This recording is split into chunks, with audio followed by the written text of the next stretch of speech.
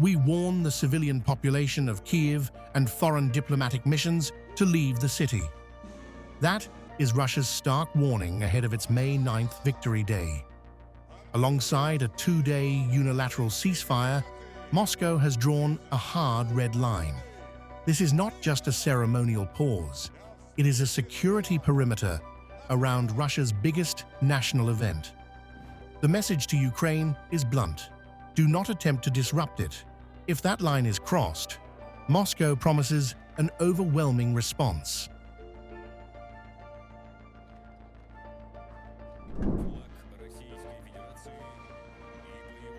Russia frames this ceasefire as a tribute to the Soviet victory in World War II. But behind the commemoration lies a calculated strategy. Citing alleged threats from Kyiv to strike the capital during the May 9th parade, the Kremlin says its forces are on full alert to secure Red Square. What is being presented as a ceasefire is, in essence, a defensive shield to lock down Moscow at a moment of peak vulnerability.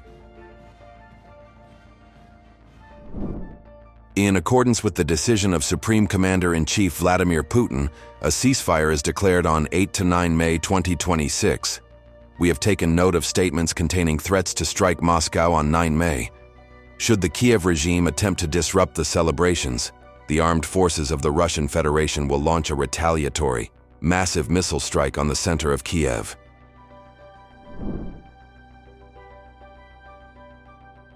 The warning escalates far beyond standard rhetoric. Russia has openly stated any Ukrainian interference will trigger a massive missile strike on central Kyiv. By urging evacuations from the Ukrainian capital, Moscow is sending a severe escalation signal, preparing for a worst-case scenario.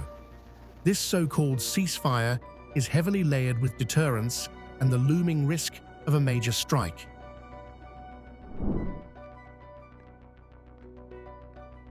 Ukraine has completely rejected Russia's framing. President Volodymyr Zelenskyy dismissed the ceasefire as one-sided and disconnected from reality. Speaking in Armenia, he revealed Kyiv was never formally approached, pointing instead to alleged back-channel talks between Washington and Moscow. For Kyiv, this isn't a peace initiative. It's a narrative built without the victim at the table.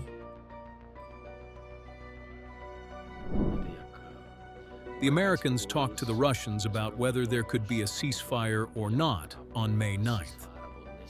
No one officially contacted us. No one officially proposed anything. It's Russia's war against Ukraine. A ceasefire discussed between America and Russia. What kind of ceasefire is that? And a ceasefire for one day after killing our people. To put it mildly, it's just not fair.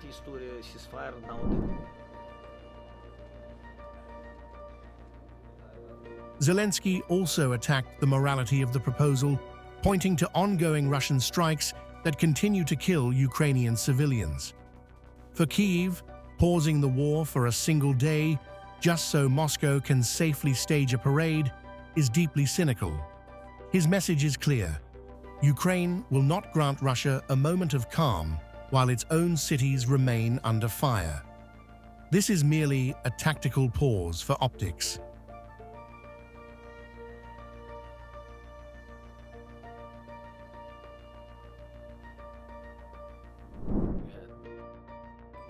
Today, Marefa, yesterday, Dnipro.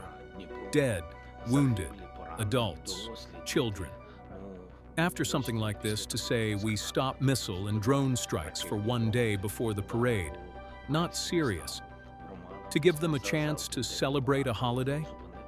We don't have holidays because of Russia, so we give them a holiday, and the morning after the 9th, they strike us again?